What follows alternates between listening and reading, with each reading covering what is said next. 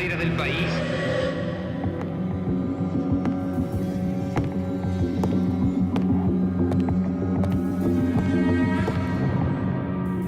Este capítulo de nuestra historia comienza con la llegada al poder de la oligarquía conservadora y termina cuando el primer líder de masas del siglo XX es elegido presidente. Pero antes hagamos un pequeño repaso, recorramos la línea de tiempo.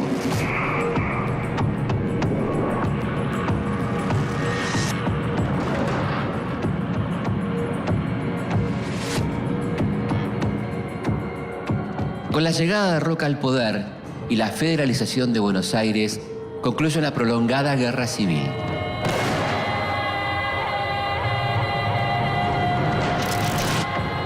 Argentina logró la organización institucional del país.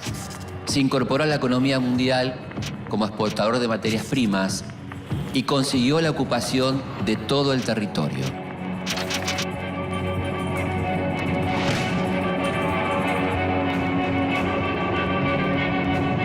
A sangre y fuego,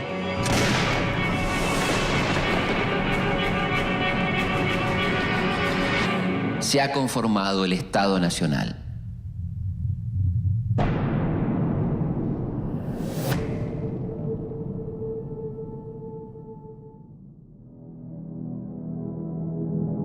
...1880 es un año central de la historia argentina.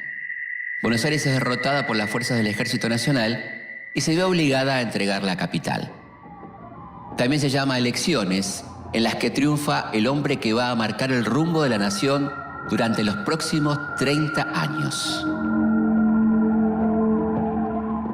Julio Argentino Roca es el ideólogo de la llamada conquista del desierto, la campaña de exterminio de los pueblos originarios de la Patagonia.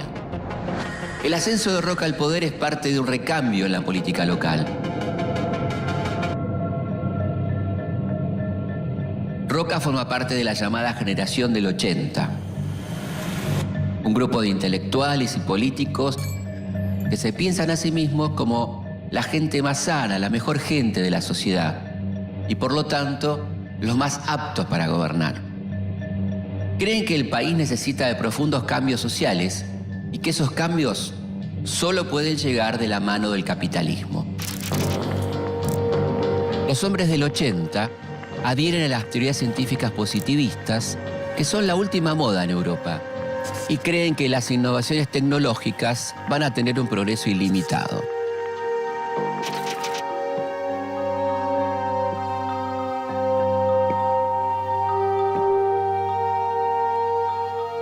Sienten un profundo desprecio por las clases populares y piensan que el progreso solo es posible bajo un rígido orden social. Los conservadores tienen su propio partido, el PAN, Partido Autonomista Nacional, y su propio lema, paz y administración, aunque en realidad solo buscan mantener la paz para hacer buenos negocios. Mientras tanto, en Europa, el desarrollo del transporte terrestre y marítimo produce un movimiento impensado poco tiempo atrás. Ahora, las clases trabajadoras pueden emigrar de un continente a otro en busca de mejores condiciones de vida.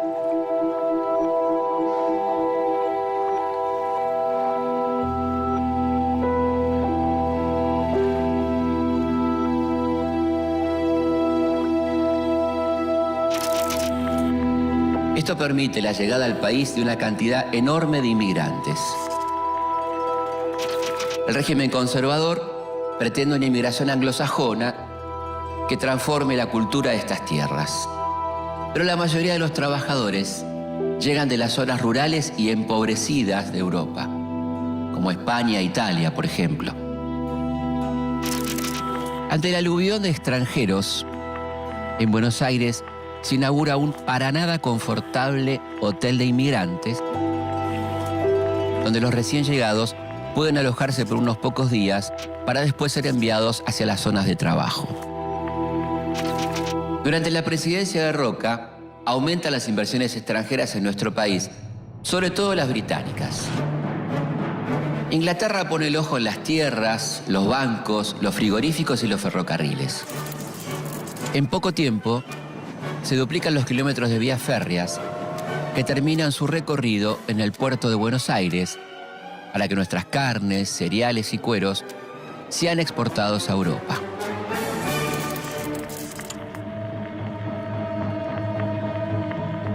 He abrigado siempre una gran simpatía hacia Inglaterra. La República Argentina, que será algún día una gran nación, no olvidará jamás que el estado de progreso y prosperidad en que se encuentra en estos momentos se deben en gran parte al capital inglés. Son los años de consolidación del modelo agroexportador. Argentina se integra a la economía mundial como proveedor de materias primas, pero sin desarrollo industrial y, por lo tanto, importador de productos manufacturados. Este modelo ubica al país entre los más ricos del mundo, situación que solo beneficia a una minoría de comerciantes y grandes terratenientes y que, o casualidad, pertenecen a ese partido conservador.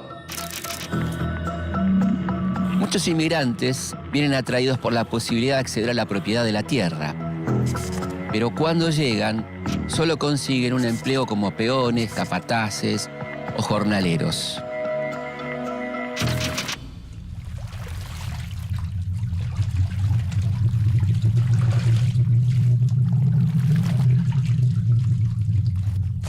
Gracias al fruto de su trabajo, muchos lograrán convertirse en pequeños comerciantes, constructores o chacareros de las ciudades y pueblos del interior.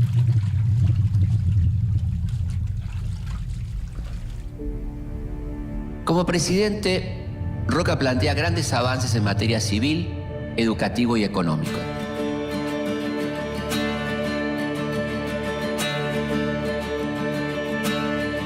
Roca también establece una moneda nacional, el argentino, que viene a reemplazar a la gran variedad de monedas que circulaban hasta el momento en el país. Durante el mandato de Roca, también se crea el registro civil, que pasa a controlar los nacimientos, defunciones y casamientos, tareas que hasta ese momento estaban en manos de la Iglesia. Roca también crea el Consejo Nacional de Educación, encabezado por Domingo Faustino Sarmiento. Esta institución es la impulsora de medidas claves para el desarrollo del país, como la Ley 1420 de enseñanza primaria, gratuita, laica y obligatoria. También regula el funcionamiento de universidades y crea escuelas para la preparación de maquinistas y obreros.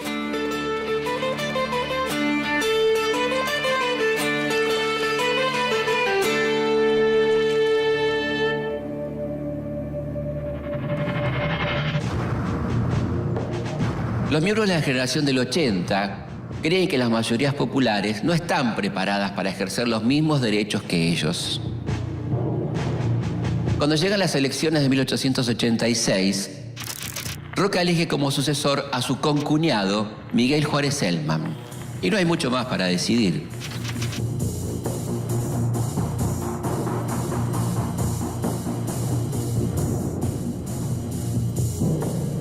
Miguel Juárez Celman. Por eso es que no tienen ningún reparo en justificar el uso del fraude para mantenerse en el poder. Miguel Juárez Celman. No creo en el sufragio universal. Consultar al pueblo siempre es errar, pues éste únicamente tiene opiniones turbias. El hecho del fraude, si es que existe, Bernardo de Irigoyen. será obra de los partidos en lucha.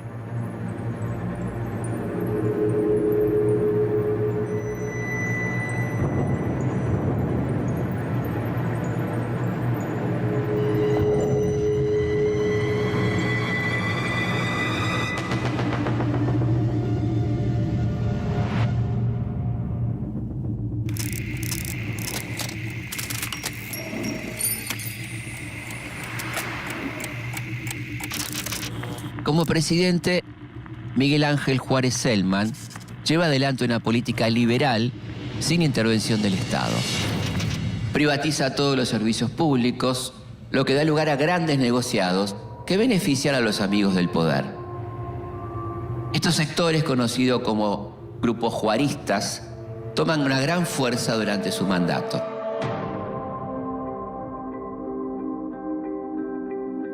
Todo esto sucede en un contexto de una alta inflación y una caída de los precios internacionales. El país se encuentra en una gran crisis. El pago de la deuda externa se hace insostenible, la desocupación se generaliza y se complica la situación de los trabajadores.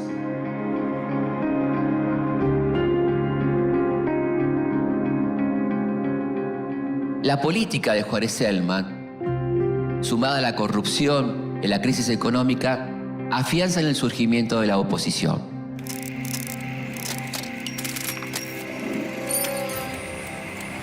La nueva fuerza está integrada por grupos muy heterogéneos que habían quedado al margen del poder y se unen bajo el nombre de Unión Cívica.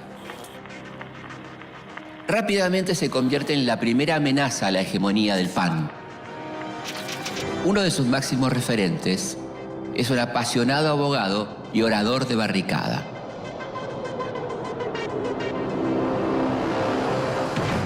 Leandro Nicéforo Alem nace en 1841. Hijo de un jefe de la mazorca rosista, a los 10 años presencia el ahorcamiento de su padre, lo que le deja una huella profunda en su carácter. En su juventud milita en el autonomismo, pero cuando la mayoría de los autonomistas se suma al PAN, Alem se opone y queda marginado. Es un defensor del sufragio universal y de los partidos políticos como la base de la democracia.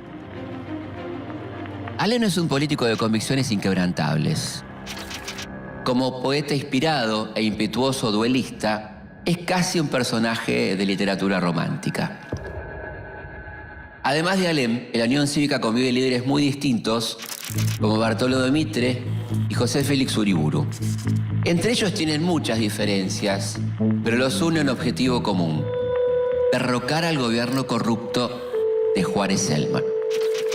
Su primera acción es la Revolución del Parque, una revuelta en la que participan alrededor de 1.200 personas entre civiles y militares.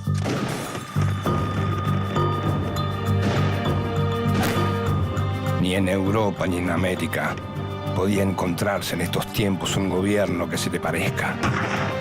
La codicia ha sido su inspiración. La corrupción ha sido su medio.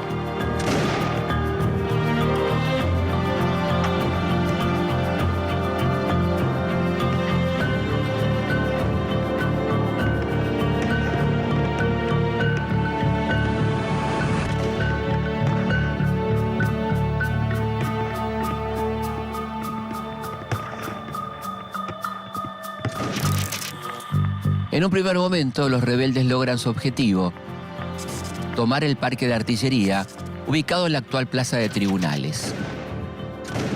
Pero luego de 3 días de intensos combates, son derrotados. Los muertos y heridos de ambos bandos se cuentan por cientos.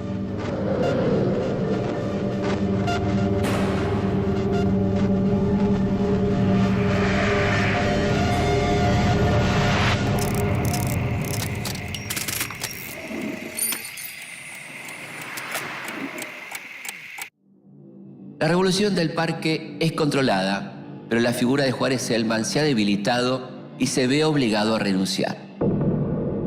Quien lo reemplaza es su vice, Carlos Pellegrini, que a diferencia del presidente, estuvo al frente del campo de batalla. Carlos Pellegrini, el gringo, el piloto de tormentas, es el nuevo presidente que, si bien está 2 años en el poder, saca al país de la crisis. Es el precursor de las ideas industrialistas, crea el Banco de la Nación y la Caja de Conversión, que permite convertir pesos argentinos en oro. Es decir, es el inventor de la convertibilidad. Una convertibilidad que con algunos altibajos se mantiene durante 40 años. Y que solo es posible por el auge del modelo agroexportador que ubica a la Argentina entre los países más ricos del mundo. Si bien la revolución del Parque es una derrota para la Unión Cívica, abre la posibilidad de una oposición organizada. La Unión Cívica se divide en la Unión Cívica Nacional, liderada por Mitre, y la Unión Cívica Radical, comandada por Alem. Los objetivos de la Unión Cívica Radical son elecciones libres y honestidad en la administración pública. Después de 10 años de total dominio, los conservadores se encuentran por primera vez con una amenaza real a su hegemonía.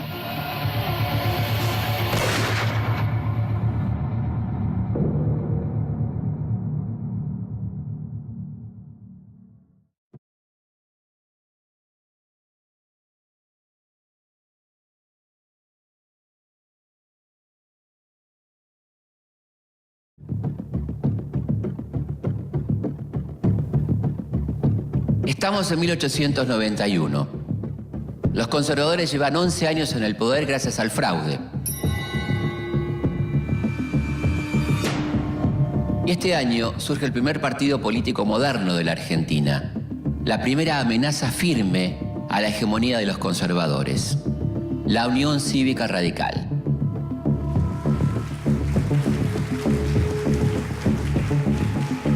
Se nos ha llamado radicales intransigentes. Aceptamos ese nombre con orgullo, porque no vamos a transar con las ambiciones de los impacientes y febriles. No hay quien pueda matar este espíritu que se llama radical. No derrocamos el gobierno de Juárez Celman para separar hombres y sustituirlos en el mando. No. Lo derrocamos para devolverlo al pueblo. ¡Bravo! ¡Así se habla!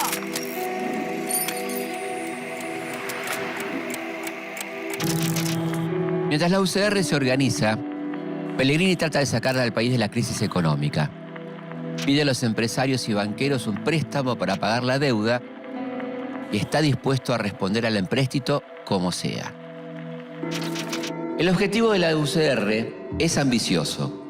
Buscan depurar el poder, acabar con el fraude y la corrupción. En las elecciones de 1892, la UCR asume la abstención revolucionaria. Decide no participar porque los comicios se realizan bajo estado de sitio y con cientos de opositores presos. Sin oposición y con la ayuda del fraude, se convierte en presidente el candidato de Roca, Luis Sáenz Peña.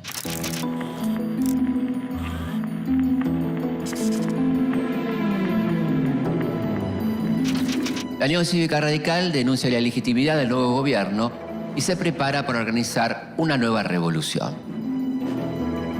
El Partido Autonomista Nacional todavía resiste y los juaristas aún controlan la mayoría de las provincias. Los preparativos de la revolución están al mando de Alem, el líder de la UCR. Sin embargo, su liderazgo es disputado por otros dos correligionarios. Un hombre de fortuna y prestigio llamado Bernardo de Irigoyen y el sobrino de Alem, Hipólito Yrigoyen. Juan Hipólito del Sagrado Corazón de Jesús Irigoyen nace en 1852 en la ciudad de Buenos Aires. Es en apariencia un hombre revolucionario y popular, pero también muy contradictorio. En los últimos años ha tomado mucha fuerza y ha convertido a la Unión Cívica Radical bonaerense en una poderosa organización. Sin embargo, son muchos los que dentro de la Unión Cívica Radical desconfían de él y de su estilo. Sobre todo aquellos dirigentes más ligados a las clases altas. Irigoyen odia las fotos y no le gusta dar discursos. Sin embargo, ya se perfila como un gran líder. En los próximos 40 años va a ser el personaje más amado por el pueblo y el más odiado por las élites. El 28 de julio de 1893 estalla la Segunda Revolución Radical.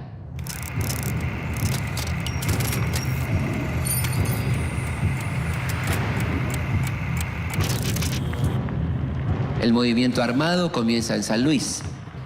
En Buenos Aires, Irigoyen organiza cerca de 8.000 hombres armados, pero la falta de comunicación entre los levantamientos y la represión conducida por Roca, que ahora es el ministro del Interior, hacen fracasar la sublevación.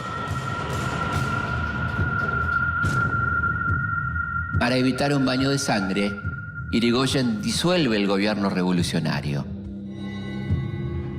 Para Alem, esto es definitivamente una traición. Buenos Aires y el resto de las provincias revolucionarias entregan las armas. Alem intenta resistir en Rosario, pero Roca lo convence de rendirse y lo detiene. Al igual que cientos de radicales, Alem pasa los siguientes 6 meses preso, mientras que Irigoyen se exilia en Montevideo. La Segunda Revolución Radical ha fracasado. Para 1895, el presidente Luis Sáenz Peña está muy debilitado. No puede resolver las disputas internas de su partido y no se ha mostrado muy efectivo ante las amenazas revolucionarias de la oposición. Acorralado, presenta su renuncia y en su lugar asume su vicepresidente, José Evaristo Uriburu.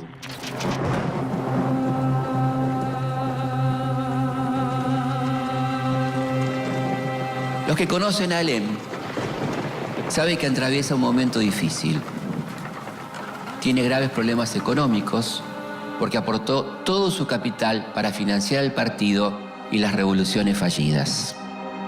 Por otro lado, Alem arrastra desde siempre una personalidad melancólica y torturada por los hechos de la infancia.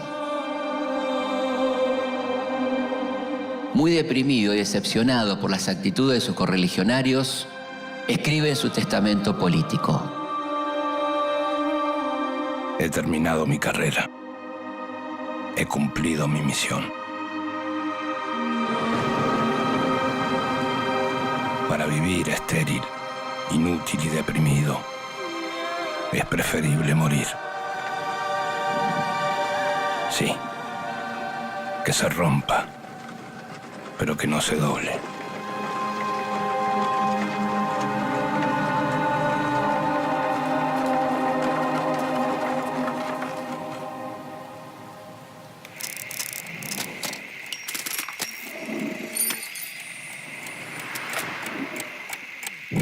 Dos años después de la muerte de Alem, llegan las próximas elecciones. Sin la presencia de su líder, el radicalismo se encuentra profundamente dividido. Dentro del PAN, la candidatura de Roca es indiscutible. Lo ayudan los importantes logros de su primera presidencia, su actuación como ministro del Interior en la última revolución radical y también su desempeño en el Senado. Ante un radicalismo desorganizado, Roca casi no tiene oposición. Por abrumadora mayoría, en 1898, el colegio electoral lo designa por segunda vez como presidente de la República.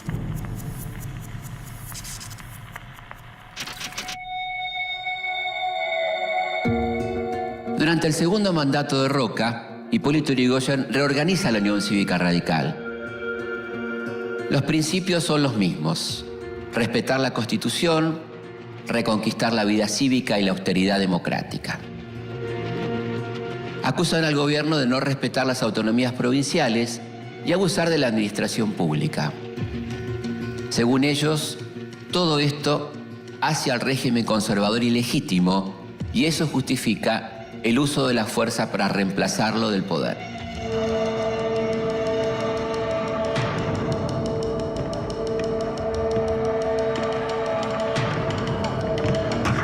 En febrero de 1905 estalla la tercera revolución radical.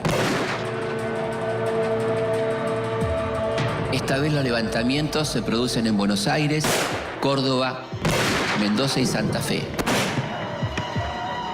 Si bien la rebelión es rápidamente controlada, muestra que el radicalismo sigue vivo y con una considerable fuerza.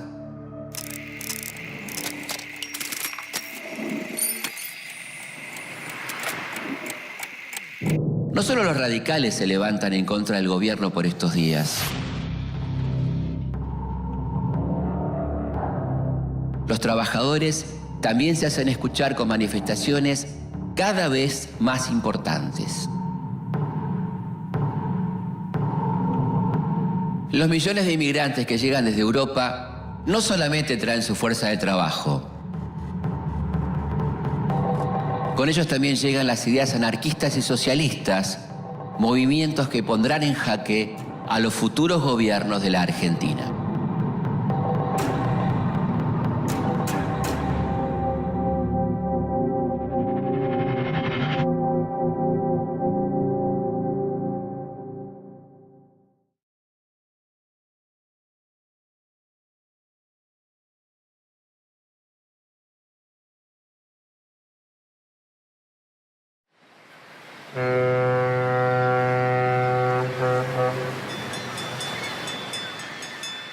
Entre fines del siglo XIX y principios del siglo XX, llega al país una enorme cantidad de inmigrantes que cruzan el Atlántico en busca de mejores condiciones de vida. Los sucesivos gobiernos argentinos fomentan la inmigración, esperando que lleguen industriosos trabajadores sajones del norte de Europa que transformen nuestro país. Pero eso no sucede porque el modelo económico agroexportador de nuestro país no desarrolla la industria y por lo tanto no ofrece puestos de trabajo en ese sector. En su mayoría, los recién llegados son campesinos del sur empobrecido. La paga es mejor que en sus países de origen, pero las condiciones de vida y de trabajo son pésimas. Desde el comienzo de este aluvión inmigratorio, los obreros buscan organizarse para mejorar su situación.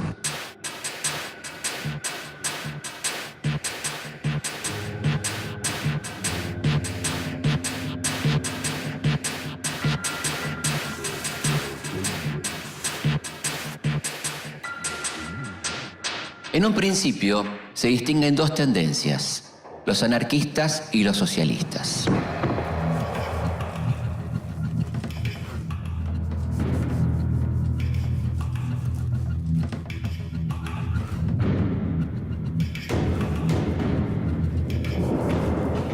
Los socialistas ven a la política criolla más preocupada por alcanzar el poder que en definir un programa de gobierno.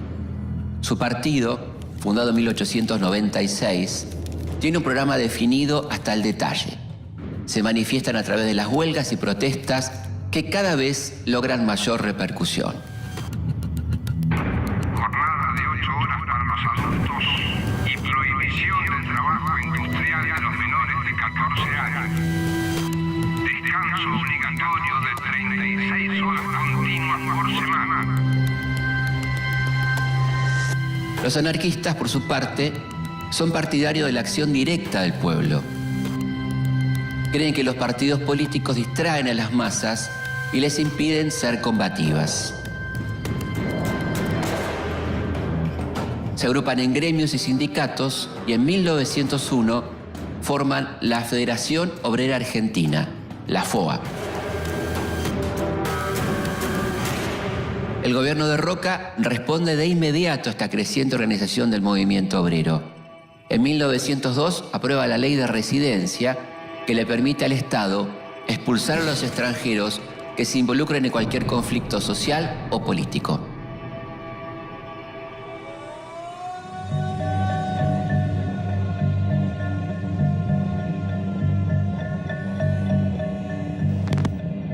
También aprueba la ley de servicio militar obligatorio para todos los varones de 20 años. Allí se enseña a obedecer a las autoridades y se imponen los valores nacionales promovidos por la oligarquía para contrarrestar los ideales llegados de Europa.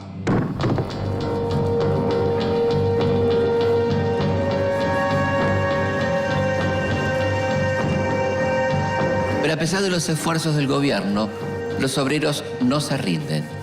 Siguen con las huelgas y manifestaciones, luchando por salir de la miseria y la explotación a la que son condenados.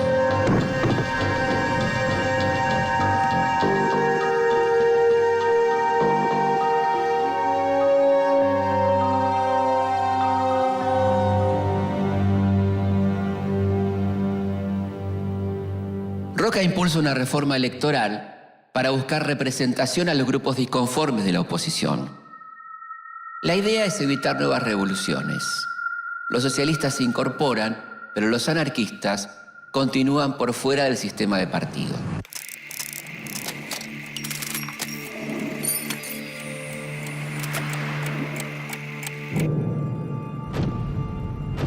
Cuando en 1904 llegan las nuevas elecciones presidenciales, la continuidad de su gobierno se vuelve a decidir entre un círculo selecto de los conservadores. Roca logra imponer a su sucesor y deja el poder en manos de Manuel Quintana, que se impone en fraudulentos comicios sin oposición. Pero Quintana se enferma gravemente y en pocos meses asume su vice, Figueroa Alcorta, un conservador de tendencia liberal. Como la influencia de Roca complica el ejercicio de su mandato, Alcorta responde cerrando el Congreso e interviniendo las provincias roquistas. Durante su gobierno, Figueroa Alcorta también tiene que enfrentar sucesivas huelgas y protestas, fruto de la gran desigualdad social que vive el país.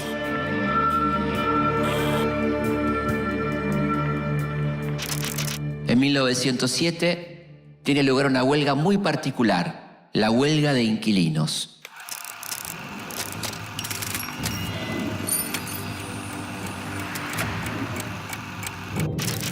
Una protesta de los habitantes de los conventillos de las ciudades más importantes del país, que reclaman por las malas condiciones de vida y deciden no pagar sus alquileres frente al aumento desmedido.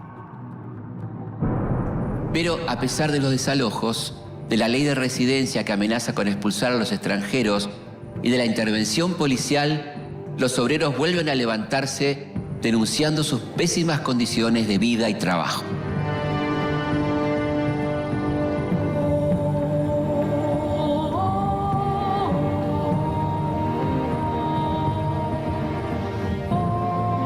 El 1 de mayo de 1909, alrededor de 1.500 personas, convocadas por los gremios anarquistas, se reúnen en la Plaza Lorea, en el barrio de Congreso, para conmemorar el Día Internacional del Trabajador. La policía, al mando del coronel Ramón Falcón, llega hasta el lugar con una actitud intimidatoria y provocadora.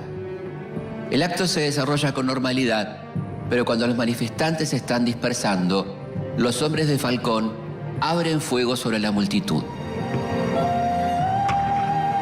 El propósito criminal cobarde, bien deliberado de nuestros enemigos, de nuevo se afirma sobre la matanza del pueblo obrero, pretendiendo ahogar con el crimen nuestros anhelos, nuestras obras revolucionarias, nuestro gesto libertario.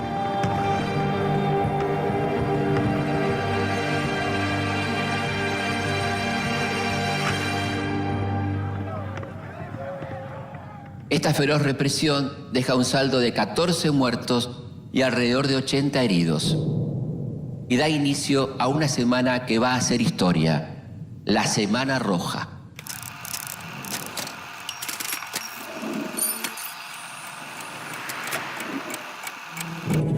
Son días intensos y sangrientos de huelgas generales, manifestaciones y numerosos enfrentamientos entre obreros y fuerzas de seguridad. El gobierno de Figueroa Alcorta ignora los reclamos de justicia contra los represores y felicita al comisario Falcón. Unos meses después de la Semana Roja, en noviembre de 1909, los muertos son finalmente vengados. El jefe de la policía, coronel Ramón Falcón, responsable de la muerte de cientos de obreros, es asesinado por un anarquista ruso de tan solo 17 años, Simón Radovisky.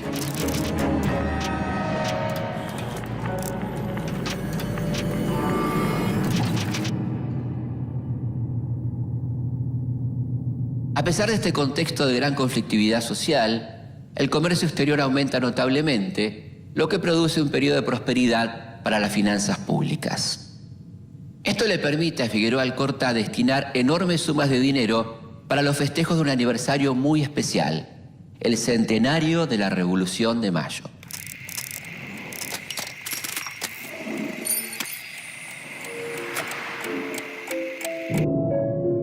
A principios de 1910 se acercan unas nuevas elecciones. Los anarquistas repudian las elecciones por considerarlas una maniobra de la burguesía fraudulenta y los socialistas se ven seriamente perjudicados porque ni los extranjeros ni las mujeres pueden votar. Nuevamente el fraude electoral es protagonista y se impone el candidato de Figueroa Alcorta, Roque Sáenz Peña. Entre abril y mayo de 1910, la FORA llama a un paro general. Se denuncia que en Argentina no hay libertad.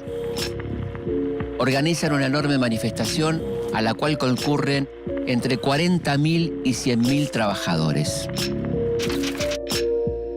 El 13 de mayo se establece el estado de sitio para festejar el centenario en paz. Durante el estado de sitio, por las noches, bandas de jóvenes de clase alta se suman a la represión. Son universitarios y miembros del Jockey Club que junto a la policía atacan la redacción de los diarios anarquistas y socialistas y locales judíos, turcos y armenios. Las comisarías y las cárceles desbordan de anarquistas, pero los obreros no se rinden. Explotan bombas en distintos sitios de la ciudad. Rápidamente se sanciona una ley que prohíbe la entrada de anarquistas al país y se establece la pena de muerte contra aquellos que cometan atentados. Además, se pena con la cárcel a toda persona que imprima o difunda material anarquista.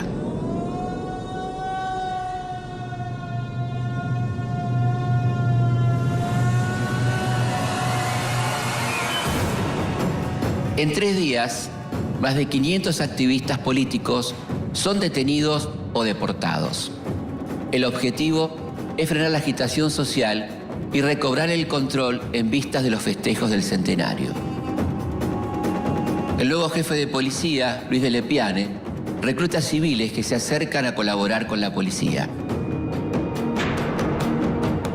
Los nuevos integrantes recibe una credencial en donde se acredita su pertenencia honoraria a la fuerza.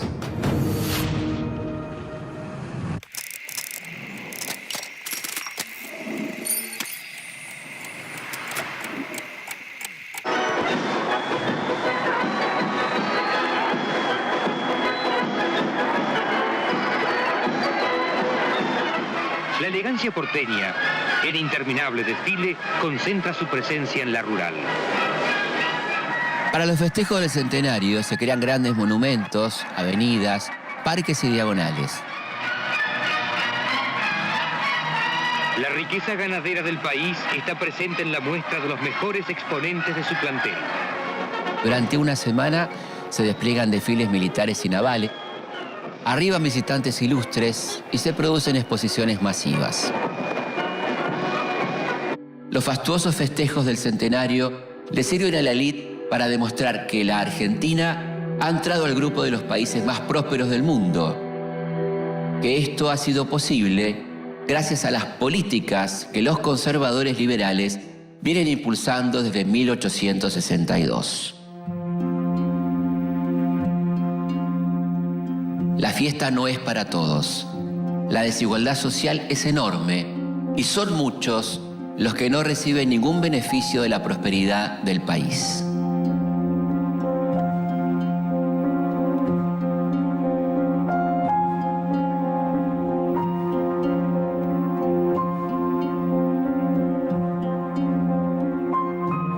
Detrás de escena hay censura, miles de presos políticos y sociales y estado de sitio.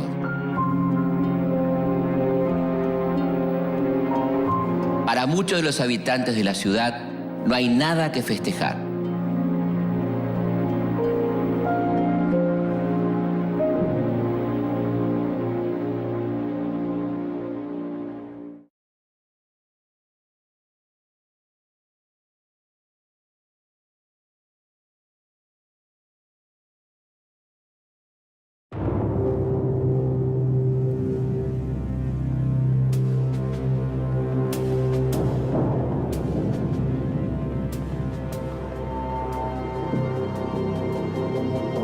Para 1910, la nación ya tiene 100 años, pero la democracia no encuentra su lugar. El régimen conservador se perpetúa en el poder mediante el fraude y la exclusión social.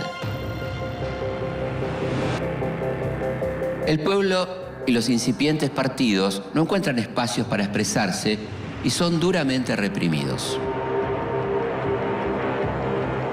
El nuevo presidente, Roque Sáenz Peña, representa un sector liberal dentro del PAN. Desde el inicio de su carrera, tiene diferencias con Roca, pero nunca se va del Partido Conservador. Cuando llega al poder, está convencido de que, así como se realizaron importantes reformas en la economía y la sociedad, ahora es el momento de modernizar el sistema político.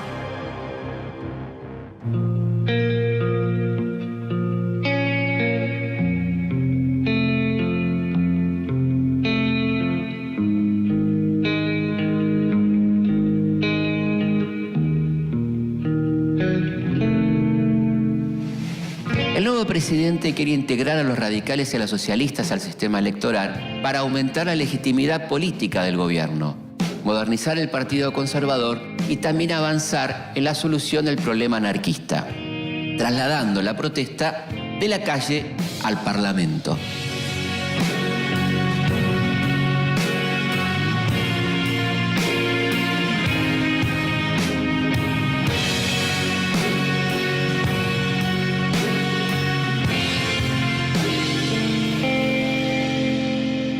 Roque Sáenz Peña se reúne en secreto con Hipólito Yrigoyen, el principal referente de la oposición. Sáenz Peña le expone el plan de la reforma electoral y le ofrece un gobierno de coalición con la UCR para poder implementarlo. Yrigoyen no acepta, pero le responde que si el voto es libre y sin fraude, el radicalismo va a participar de los comicios. A los pocos meses, el Ejecutivo presenta el proyecto en el Congreso. Propone el voto secreto y obligatorio y el sistema de lista incompleta que permite representación a las minorías. La ley se discute palabra por palabra durante un mes y medio hasta que a principios de 1912 se aprueba. Es la ley 8871, aunque es más conocida como la ley Sáenz Peña.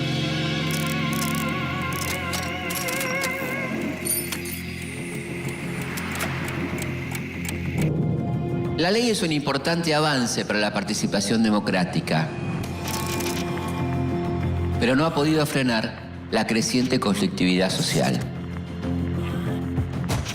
Durante el año 1912 hay 200 huelgas en la capital federal y los reclamos no se limitan solo a la ciudad. En la colonia de Alcorta, en la provincia de Santa Fe, un grupo de pequeños arrendatarios rurales inicia una protesta. Son en su mayoría inmigrantes que reclaman por las pésimas condiciones de alquiler de las tierras. El conflicto que evidencia las necesidades del sector se extiende a Buenos Aires y a Córdoba. Pronto se suman los chacareros en reclamo por las condiciones desiguales de comercialización de sus productos.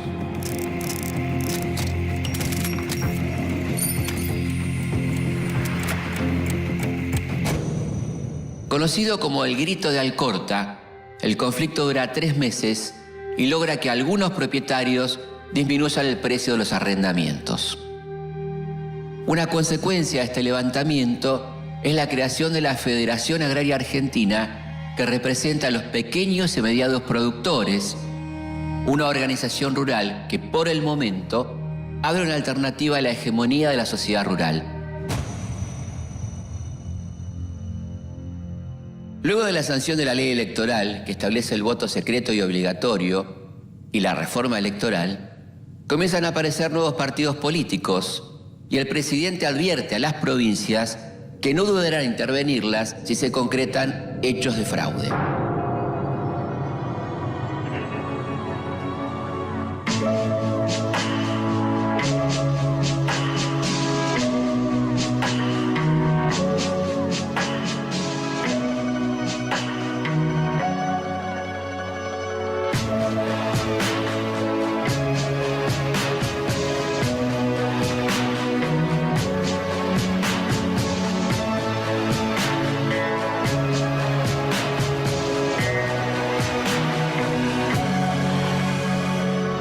Finalmente llega el día esperado.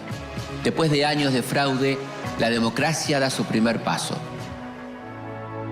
Las primeras elecciones libres se producen en Santa Fe y la capital federal.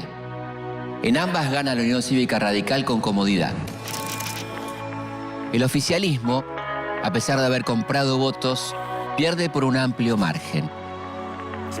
Estos resultados llevan al presidente a convocar a sus seguidores y a formar un partido nacional unificado que triunfa en Córdoba, Tucumán y Salta. Estas victorias le dan un poco de aire a los conservadores, pero no por mucho tiempo. Se acercan las elecciones presidenciales de 1916 y enfrente tienen a Hipólito Yrigoyen.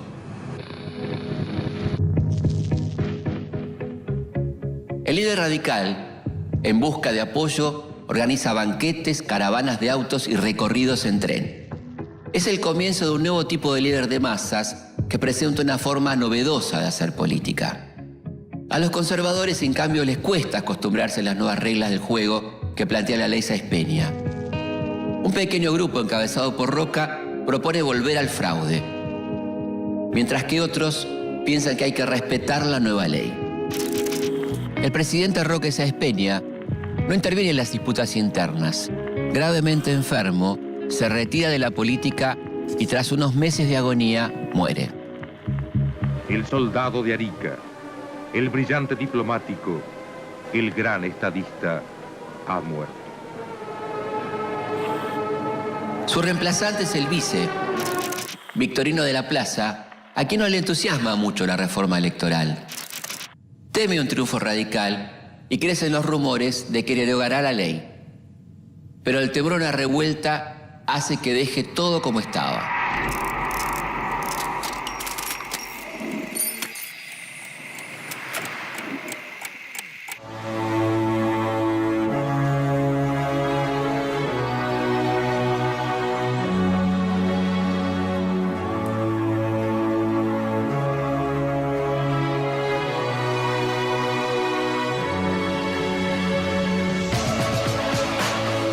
Finalmente, el gran día llega. En las elecciones vota cerca del 60% de un padrón conformado solo por hombres.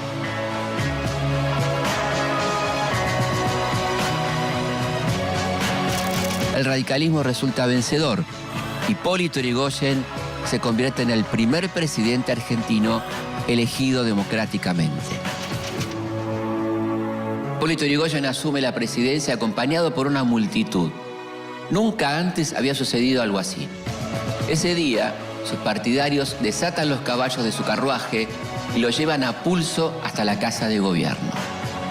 ¿Qué mejor imagen puede definir la democracia? Un líder de masas, un revolucionario que luego de 25 años de lucha es llevado por la fuerza de su pueblo hasta la Casa Rosada.